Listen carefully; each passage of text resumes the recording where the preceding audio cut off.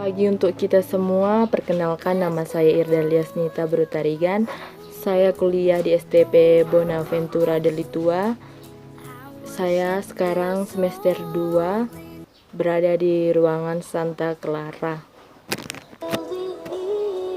Di sini saya akan menceritakan tentang sejarah Gereja Katolik di Indonesia. Seperti yang kita ketahui, sejarah adalah sesuatu yang terjadi di masa lalu dan di masa sekarang. Sejarah Gereja Katolik di Indonesia, kita akan mulai dari era Portugis.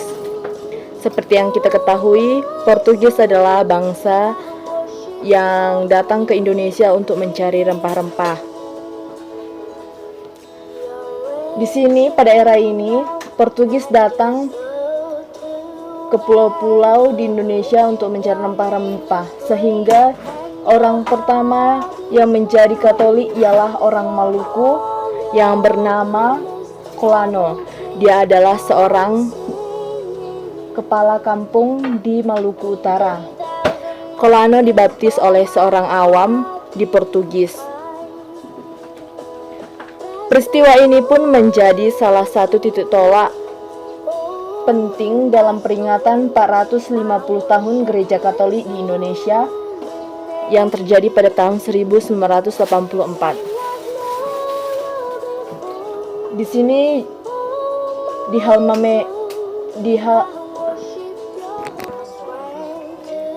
di Halmahera, Pastor Simon Vas OFM membaptis lebih dari 5.000 orang. Begitu juga dengan para imam yang lainnya, mereka memberitakan Injil. Dan kita akan lanjut ke era VOC, di mana kedatangan VOC pada tahun 1619 sampai 1799 merebut perdagangan Portugis. Di sini VOC mulai bertahta atas Indonesia, sehingga Gereja Katolik dilarang di daerah Portugis dan mengusir semua imam-imam Katolik dari Portugis menjadi seorang pendeta-pendeta dari Belanda. Dan salah satu yang terjadi di sini adalah Pastor Egidius dibunuh di Kastel Batavia. Dia dibunuh karena mengajar agama dan merayakan misa kudus di penjara. Pada tahun 1806, Napoleon, seorang raja di VOC, mengangkat adiknya yaitu Louis menjadi seorang raja di Belanda. Pada tahun 1799, VOC mengalami kebangkrutan sehingga dinyatakan bubar. Di sini langsung diambil alih oleh kerajaan Belanda. Kita akan lanjutkan kepada era Hindia Belanda. Di era Hindia Belanda ini, Louis lah yang menjadi raja di Belanda. Dia adalah seorang Katolik, sehingga dia mulai melakukan perubahan-perubahan politik yang terjadi selama jabatan kakaknya.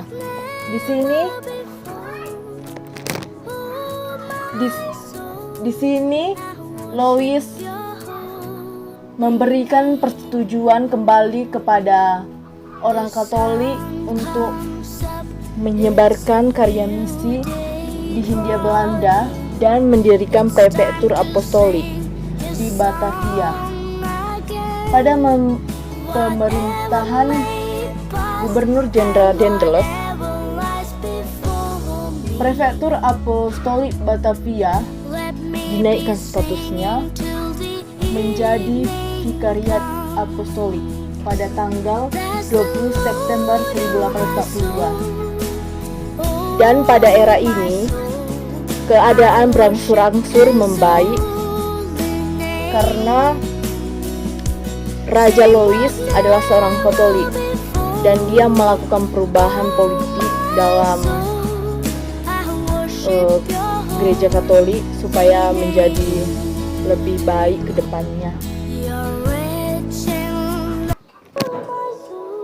Setelah era Hindia Belanda, didirikanlah sebuah persekolahan Favorit dan pembagian kerja ordo misionaris, di mana misi Katolik ini dimulai oleh Pastor Van Lith pada tahun 1896. Pada awalnya usahanya tidak membuahkan hasil, namun karena kerja kerasnya terus, dia sampai mendirikan sebuah sekolah untuk guru yang bernama Norma School pada tahun 1900, dan juga Quick School yang didirikan tahun 1904. Dan sekolah Katolik mulai digabungkan sebagai sebuah yayasan, dan disinilah tercipta Yayasan Canisius.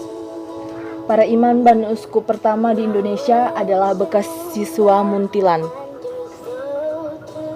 yaitu tempat sekolah yang didirikan oleh Pastor Van Lith. Pada abad ke-20, gereja Katolik berkembang pesat. Disinilah mulai terjadi pembagian antara ordo-ordo. Yang pertama itu adalah Paus Leo XIII yang mendirikan prefektur apostolik di Maluku dan menyerahkan prefektur apostolik tersebut kepada pembinaan imam-imam Katolik di Misionaris Hati Kudus, yaitu MSC. Kemudian Paus Pius X mendirikan prefektur apostolik dan menyerahkan kepada pembinaan Ordo Franciscus Capucin, atau sering disebut OFM Cap. Begitu juga Ordo Karmel dan Ordo Salib Suci atau OSC. Kita akan lanjut kepada era keempat, yaitu era perjuangan kemerdekaan. Di sini para pemimpin kawasan misi mulai berbagi tugas sebagai guru di berbagai wilayah.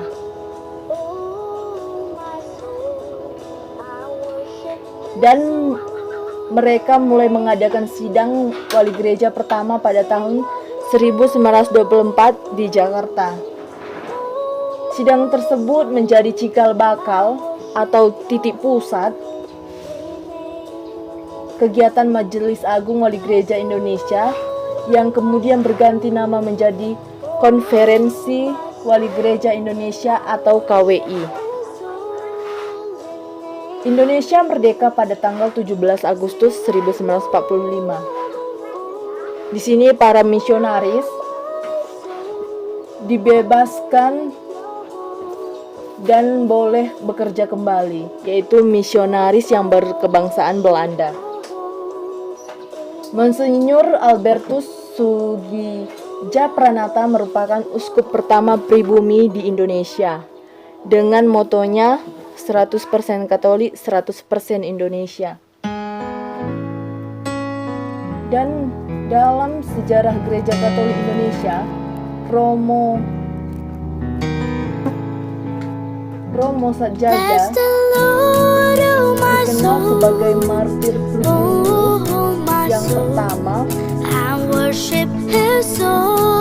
termasuk ke dalam sejarah Gereja Katolik Indonesia karena dia ketika penyerangan pasukan Belanda yang berlanjut ke Yogyakarta dan agresi militer Belanda yang kedua. Kita lanjut ke era yaitu era yang kelima. Pada era ini umat Katolik mulai berpartisipasi dalam gereja. Whatever may pass and whatever lies before me, lebih baik pada era demokrasi tersebut. let me be singing till the evening comes. Indonesia Bless the Lord, oh my soul, oh my soul, I worship His holy name. Sing like never before. Dan bahasa yang digunakan di sini adalah bahasa Indonesia yang menggantikan bahasa lain. Gereja mengalami banyak perubahan pada keputusan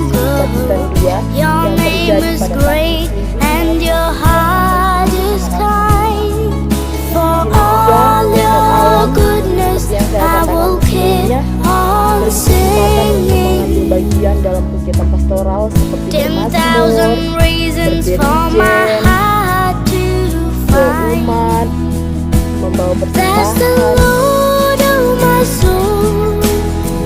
Pada era Oh, my soul, I worship His holy name. Sing like never before. Pada era ini juga gereja Oh, my soul, I worship Your holy dan kita name. akan lanjutkan kepada era yang terakhir, That yaitu day when my strength is failing, the wind was near and my time has come.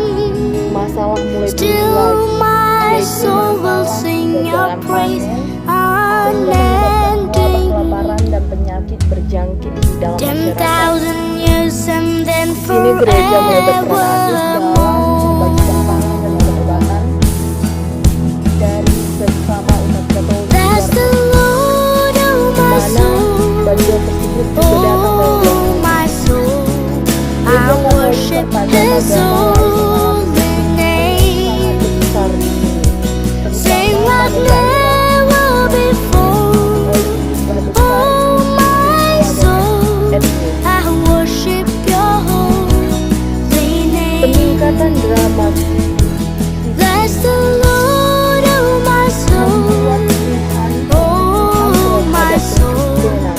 I worship His holy Sehingga name. ini diselesaikan Sing like never before. Oh, dan pada my era ini soul, pedoman I pastoral umat worship Katolik Your dan masyarakat holy Pancasila name. merupakan Yes, I will worship Your kepada holy umat Katolik name. Indonesia yang menyikapi Lord, I persoalan worship Your Indonesia. Disinilah name. menjadi pedoman bagi umat Katolik di Indonesia untuk menyikapi segala persoalan pembangunan di kehidupan dan mengusahakan kesejahteraan umum. Pada tahun That's the Lord of my 1989, soul. Paus Yohanes Paulus II Oh, my berkunjung soul, ke Indonesia I dan worship disambut His dengan holy antusias oleh umat Katolik di name. Indonesia. Sing like Ya, dan di era ini never juga before. diterbitkanlah kitab suci Oh, kita my soul, yang berbeda I dengan worship agama Your Protestan holy name.